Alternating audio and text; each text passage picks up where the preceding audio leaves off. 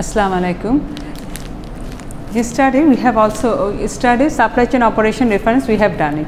It is lecture. Assalamu alaikum. It's lecture number 13, strategic supply chain management. So we'll start from here now. There are other process of measuring the supply chain process. What are they? First one is the process control. What does it mean? Keeping track of process in a supply chain. Process control is the active changing of the process based on the result of processing monitor. Once the process monitoring tool have been detected and out of control situation, the person responsible for the process makes a change to bring the process back into a control. What is the process control? Process control is a keep track of process in a supply chain. Process control is the active changing of process based on the result process monitoring. Based on the result process monitoring. Once the process monitoring tool have been detected and out of control situation, the person responsible for the process make a change to bring the process back into control. Output. As the number of item produced or profit can be measured quantitatively. বলা হচ্ছে যে as the number of item produced and profit can be measured quantitatively. যখন আপনি measure করতে পারছেন output, based on the output আমরা measure করতে পারি যে সাপ্লাই চেইন প্রসেসটা ইফেক্টিভ হচ্ছে নাকি। যদি দেখি আউটপুটটা বেশি প্রডিউস হচ্ছে সেম রিসোর্স দিয়ে ম্যাক্সিমাম, তাহলে আমরা অ্যাচিভ করছি। Flexibility.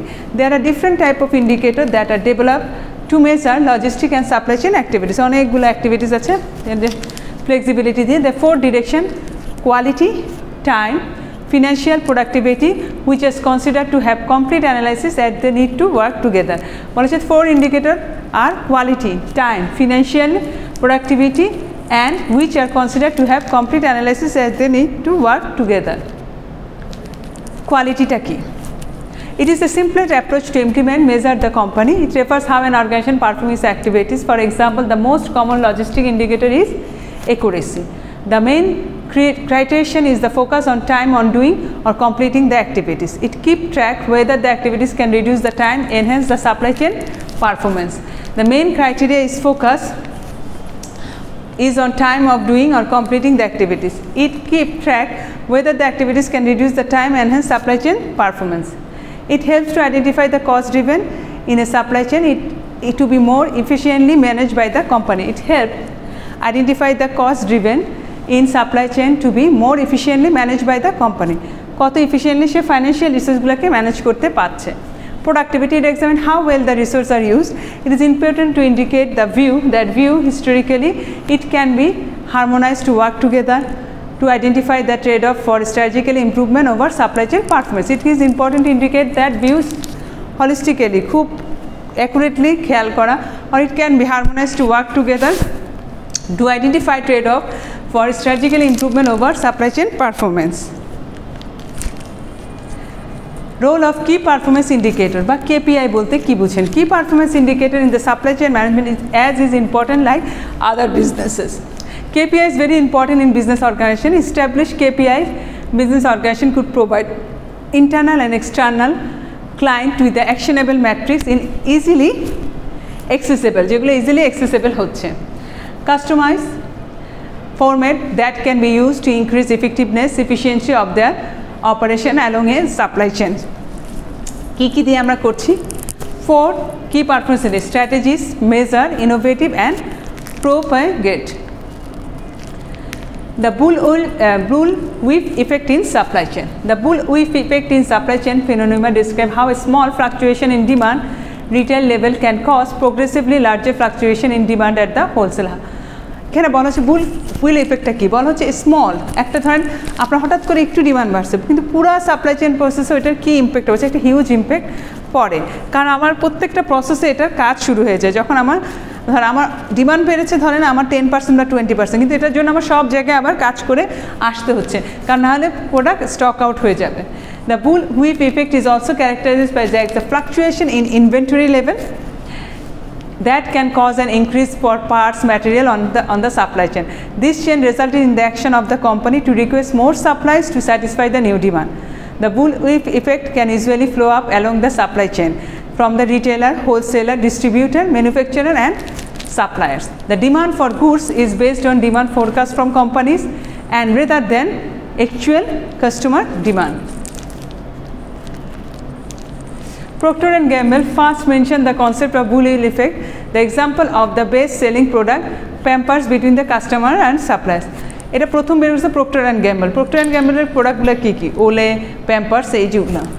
They realized that the variance happened wholesale order supply that cause inefficiency and cost of the company. Customer, retailer, distributor and manufacturer. দেখা যাচ্ছে যে focus customer demand. Customer demand 10 unit বাড়ছে, 15 retailer বাড়াইছে influence safety স্টকের জন্য, কারণ ভাবছে যদি 5 এক্সট্রা লাগে ও বাড়াইছে। আবার ও যখন 15 দিছে ও করছে ডিস্ট্রিবিউটর কি করছে 20 করে ফেলছে, 20 করছে। আর manufacturing order bring manufacturing cost timely delivery 40, কারণ হচ্ছে যে ওর যদি 20 করতে হয় যে টাকা খরচ হয় 40 ইউনিট করতে গেলে একটা, কিন্তু স্মল চেঞ্জেস দেখেন কত বড় ইফেক্ট, 40 ইউনিট এক্সট্রা করতে হচ্ছে। তো এটাকে বলা হচ্ছে বুলউইপ ইফেক্ট, যে স্মল চেঞ্জ। কিন্তু তার ধরেন আমার যদি এইটুকু বাড়াতে হয় আমার টাইম, তারপর মানি ইনভেস্টমেন্ট রিসোর্স, তো ওইটাতে আমি 40টাই করতে পারছি ম্যানুফ্যাকচারিং ওইটা। তাহলে আপনাকে ওইভাবে করে অ্যাকচুয়াল কাস্টমার ডিমান্ড কি কতটা বাড়ছে 9 ইউনিট থেকে 10 unit. Bullwhip effect in supply chain, there are 3 typical behavior of Bullwhip effect in mainly is the oscillation, implication and phase tag that related with the restoration of demand. Oscillation মানে কি? Oscillation refers to the unstable demand, whereas oscillation means refers to the unstable demand, whereas unstable ডিমান্ডটা কোনো stability নাই, unstable, হঠাৎ করে বেড়ে গেছে, মানে এটার কোনো ব্যাকগ্রাউন্ড নাই, হঠাৎ কোনো একটা কারণে আনস্টেবল, বাড়ে কমে। Implication is about demand variability, implication of order production for consumption to the raw material. Meanwhile, phase tag means the order rate tend to be peak after one move in the supply chain, shift in the timing of the cycle of the consumption to material, shift in the timing of cycle from consumption to material, বলছে consumption to shift in the timing of cycle from consumption to material. This phenomenon is costly because it causes excessive inventories, reduction in product quality, uncertain production planning, increased transportation cost, whereas expense and unsatisfactory customer service as well. By the Bullwhip effect in supply chain, there are many causes of the Bullwhip effect such as demand forecasting, shortage of supply and product rationing, batch ordering, change in price, lack of communication, incorrect demand forecast, too many discount and promotion, improve order planning. দেখাচ্ছে যেগুলো অনেক কারণে হতে পারে। দেখা যাচ্ছে demand ফোরকাস্টিংয়ে আপনার ভুল ছিল, তো এখন আপনি দেখতেছেন যে বেশি ডিমান্ড। তারপর হচ্ছে shortage of supply and product rationally, প্রোডাক্টের শর্টেজটা ছিল রেশনালি, মানে আপনি চিন্তা করেন লজিক্যালি। ব্যাচ অর্ডারিং ক্ষেত্রে যে চেঞ্জিং প্রাইসের ক্ষেত্রে হতে পারে, lack of communication, incorrect demand forecast, too many discount and promotion and improve order planning. The Bullwhip effect in supply chain are একটু যদি দেখি more details A, let's say you are a food wholesaler or regularly sell 1000 can of tuna for a customer each week. Then this customer is ordered double of the amount tuna that normally do. We assume that demand is increased or purchase 2000 can to ensure you don't run out. ও একবার নিচ্ছে 2000, কিন্তু আপনি ভাবছেন যে সবসময় এরকম নেবে, হয়তো কোনো কারণে সে বাড়িয়ে নিয়েছে।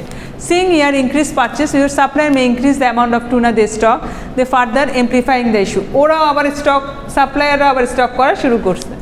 On the other hand, the spectrum, we can run into the issue that with little supply, let's say the scenario above, we didn't increase how much tuna you purchase. However, the demand of the customer side continue to increase. Immediately, you are run into the issue of meeting demand.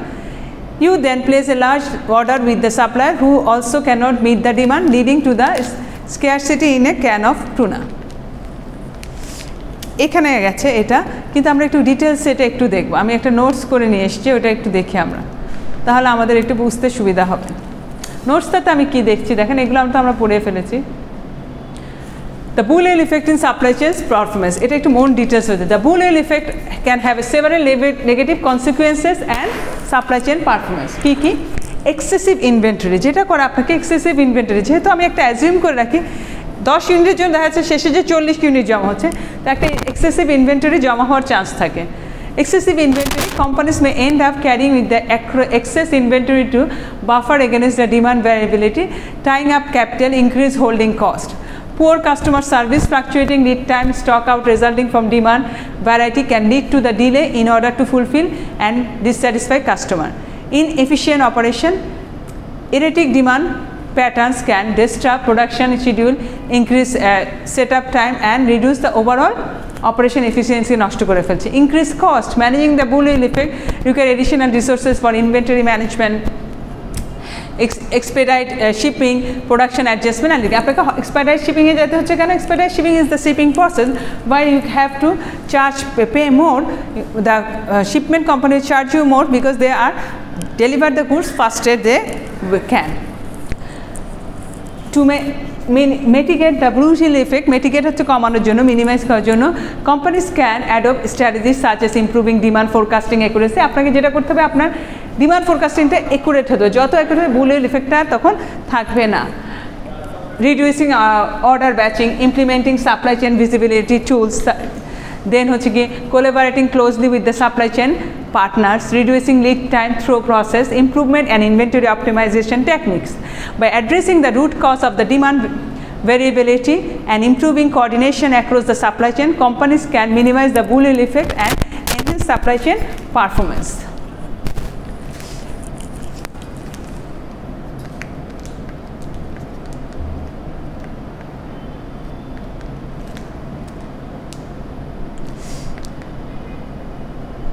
আর এই অঙ্কগুলো তো আপনাকে করিয়েছে, অঙ্কগুলো আমি আপনাকে fill রেটের অঙ্কগুলো করাইনি, cost of goods sold fill rate. আচ্ছা, তাহলে এটা একটু আজকে করিয়ে দিই।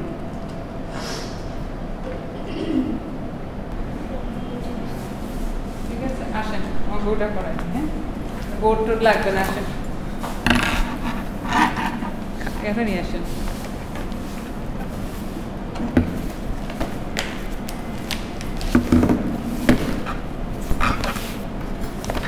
বসেন, এটা নিয়ে আসেন। এখন এখানে ইনভেন্টরি টার্নওভার, হ্যাঁ আমরা কয়টা বলছি? আমরা বলছি ইনভেন্টরি টার্নওভারে আমরা অনেকভাবে কাউন্ট করতে পারি। প্রথম হচ্ছে ইনভেন্টরি টার্নওভার। ইনভেন্টরি টার্নওভারে কী থাকবে দেখেন, প্রথমে ইনভেন্টরি টার্নওভারে আমরা বের করি কি cost of goods sold,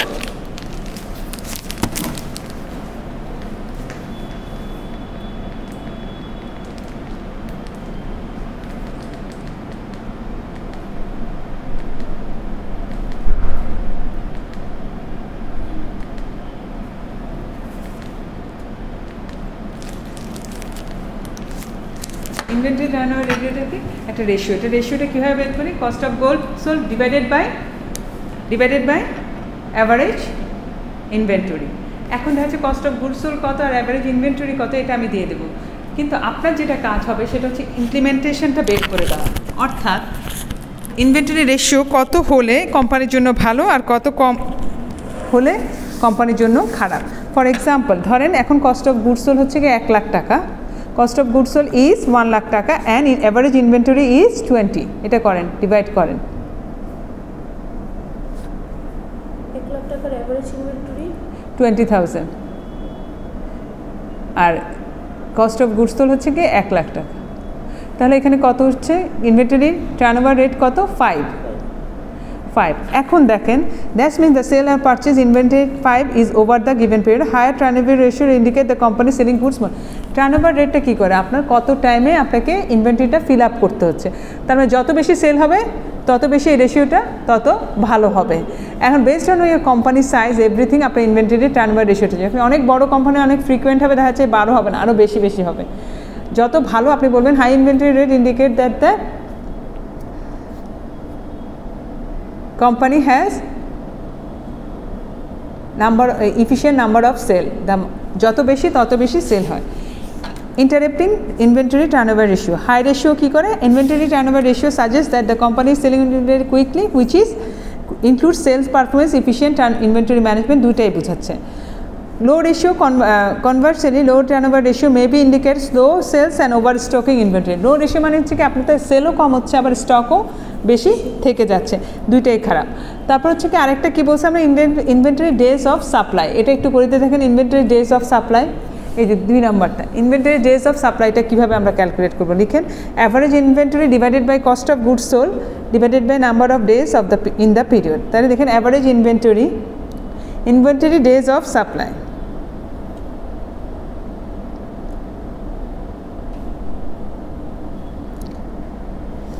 average ইনভেন্টরির উপরে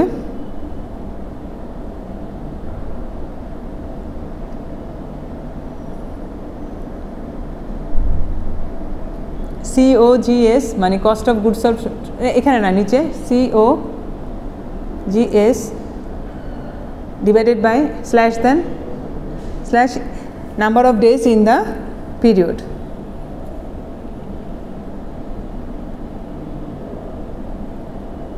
ধরেন অ্যাভারেজ ইনভেন্টরি হচ্ছে গিয়ে আপনার 1 লাখ টাকা, ধরেন অ্যাভারেজ ইনভেন্টরি হচ্ছে 1 লাখ টাকা।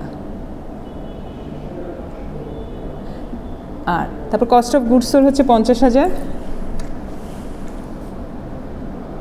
365 ডেজ দিয়ে করেন, তাহলে কত আসতেছে দেখেন। তাহলে আসে মনে হচ্ছে গিয়ে প্রথমে আসছে উপরেরটাতে, আপনি নিচেরটাতে দেখেন নিচেরটাতে কত আসতেছে 13, এই যে এটা 1369.86 ডিভাইডেড বাই উপরে হচ্ছে কি কত ছিল যেন 1 লাখ। তাহলে IDS আসে কত, আমার ইনভেন্টরি ডেজ 73 ডেজ। এখন দেখেন এটা কি বলতেছে, হ্যাঁ it means the company current inventory is the last approximately 73 days পর্যন্ত আপনাকে ইনভেন্টরি হোল্ড করতে হয় to manage usages daily usages rate. High inventory days আপনার indicate the company's excess inventory slow moving. এটা কিন্তু হাই রেট হওয়া মানে আপনার কোম্পানির কি বেশি দিন ধরে স্টক রাখতেছে, হ্যাঁ বেশি দিন ধরে আমাকে হোল্ড করতে হচ্ছে, যত কম দিন হোল্ড করতে হয় তত আমার ভালো। 5 টাইম 73 ডেজ ধরে আমাকে রাখছে based on average daily usages. তাহলে হচ্ছে it may be suggest overstocking, tying up capital unnecessary, অনেক দিন ধরে ক্যাপিটালটা আমাকে আটকে আছে, and potential obsolescence of risks. Low IDS conversely, as a low IDS may indicate inventory shortage, the need of replacing inventory more frequently to meet demand. তারপর আসেন হচ্ছে ফিল রেট। ফিল রেট হচ্ছে কত নাগাদ আপনাকে পূরণ করতে হয়। is a measure how well company meet consumer demand, particularly product within a specific period of time. Fill rate এর পার্সেন্টেজ কি দেখেন আমাকে, number of order feel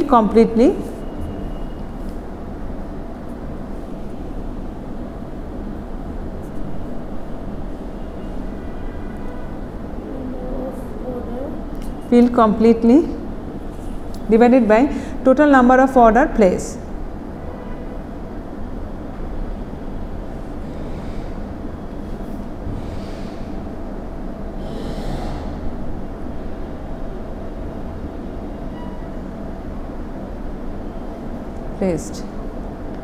Multiply by 100. দেখেন ফিল রেট পার্সেন্টেজ কি, আমি বলছি যে let's see the company receive 200 order particular product, তাহলে কত দিচ্ছি 200 অর্ডার আমি পাইছি, হ্যাঁ তাহলে নিচে যাবে number of order place, 200 order পেয়েছি, out of which 180 order completed, আমি 200 অর্ডার পাইছি, কিন্তু দেখা যাচ্ছে কি আমি 180টা ইউনিট পর্যন্ত ফুলফিল করতে পারছি, তাহলে 200 নিচে আর উপরে হচ্ছে 180 আমার ছিল, তার মানে আমি 90% পর্যন্ত অর্ডার কমপ্লিট করতে পেরেছি, 10% পর্যন্ত আমি করতে পারি নাই। 90% আমার ফিল রেট ছিল, কিন্তু 90% ফিল রেট হলে তো আমার হবে না, আমার কিন্তু মোটামুটি কাছাকাছি। আমি 10% কাস্টমারকে আমি এখন 90% লিখেন 10% কাস্টমারকে আমি এখন পর্যন্ত সার্ভ করতে পারি না, তাহলে আপনার 10% কাস্টমার আস্তে আস্তে কমে গেল না, কোনো কাস্টমারকে আপনার ফেরানো যাবে না। এইটাই হচ্ছে কি, এটা যদি এরকম অঙ্ক আসে তো পারবেন না? আচ্ছা ঠিক আছে, তাহলে এরকম দিয়ে দিব, আমাকে এটা খুলে দেন। এই যতটুকু পড়েছে এর মধ্যে কোনো কনফিউশন আছে? আপনার প্রেজেন্ট এটা নিয়ে নিন, আপনি পরের ক্লাস